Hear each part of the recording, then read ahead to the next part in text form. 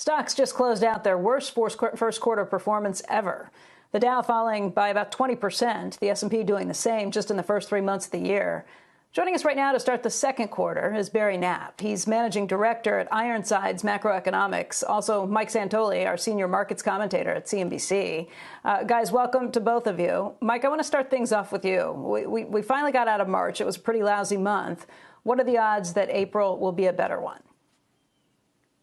If you want to look at historical odds, they're okay. I mean, seasonally, April looks to be a better month in terms of, almanac, what it's done over the span of years. And also when you've had a 30% decline, it tends to have front-loaded a lot of the economic damage. But I don't know that we can really fixate on particular catalysts or what's going on. As you guys were talking about earlier, there's a tremendous amount of attention in the past few days about this idea that there's mechanical, automated rebalancing of portfolios back to equities because of the vast underperformance of stocks. And the idea that everyone was so focused on that tells you there's not a lot else to grasp onto except for improving credit conditions and the idea that the market has already gone to a place that assumes pretty bad news coming down the road. So I think we're in a little bit of that post-collapse slop, trying to figure out if that rally was real. We're going to cut into it, looks like this morning a little bit, but I don't think today's decline really alters the story that much of some kind of, fragile attempt at a bottoming process.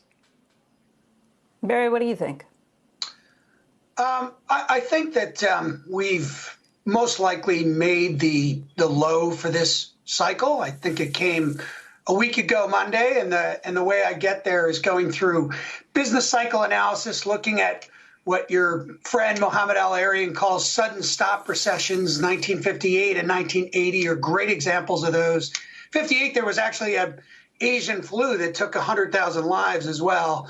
It's not clear what role that played in the down 10% quarter, but nonetheless, when you look through all these business cycles and you think about valuation and where we went to, it's pretty clear that at down 35%, 90 days or so before the likely end of the recession, which I would assume would be at the end of June, that the timing and magnitude of the decline were more than sufficient to have put in a low right around that time frame. So, yeah, I agree with Mike. It's always difficult on the other side.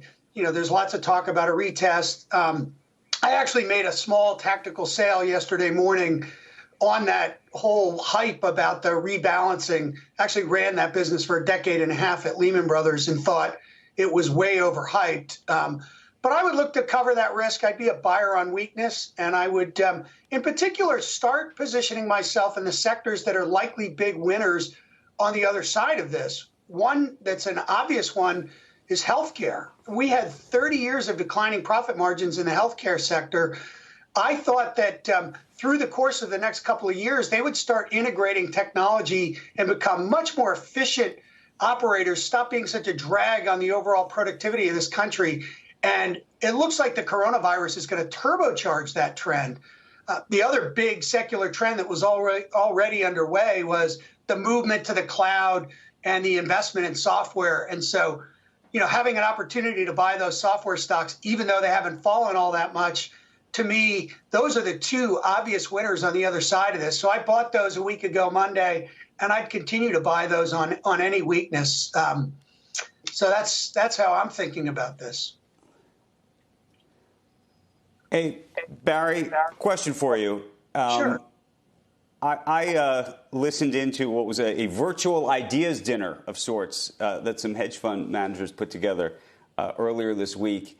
And one of the things that I would say was a relatively pessimistic phone call, but one of the things that people said was, okay, the market right now is back probably in 2017, almost 18-ish territory. And then you say to yourself, okay, is the economy really, even 6 to 12 months out, as good as 2018 would be? And almost everybody on the call said no, because there's so much more risk. What do you think of that?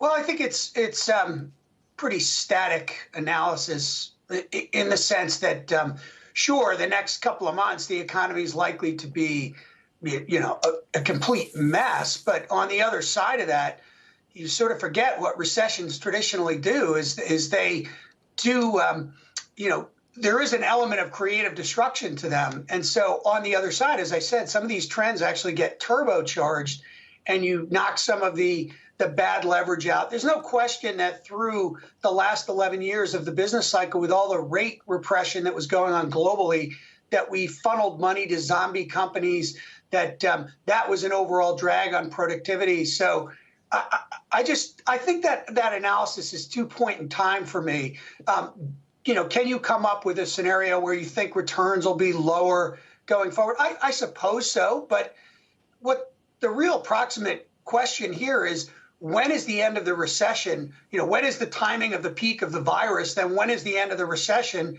I think we're getting increased visibility around that. And if the recession ends at the end of June, we're going to get a pretty decent rebound. We can worry about what the rest of it looks like after that. But the first decision for an investor is, okay, have we fully priced in this crisis? And if we have, then should I be using this as an opportunity? I can tell you in my career, the best opportunities, best times, investments I've ever made has been buying into these big downdrafts. I got stopped out at the low. Barry, let me ask you a question. And maybe this is just where we'll differ. Do you believe that people are going to be on airplanes shoulder to shoulder in July? Well, I didn't recommend that. Or August or September. Andrew. No, I didn't recommend the airline stocks. What did you say? I recommended that we'll be coming out of a recession, at which point it'll be uneven through the first quarter. But by the fourth quarter, we ought to be growing fairly strongly. And then into next year, we should be doing pretty okay. But sure, is there going to be significant changes in the nature of the economy? Absolutely, there will be. Buying airline stocks would be the same thing as buying the bank stocks in the aftermath of the crisis. It took me 10 years to get back involved with that sector because of the costs that are associated with the government lending you money.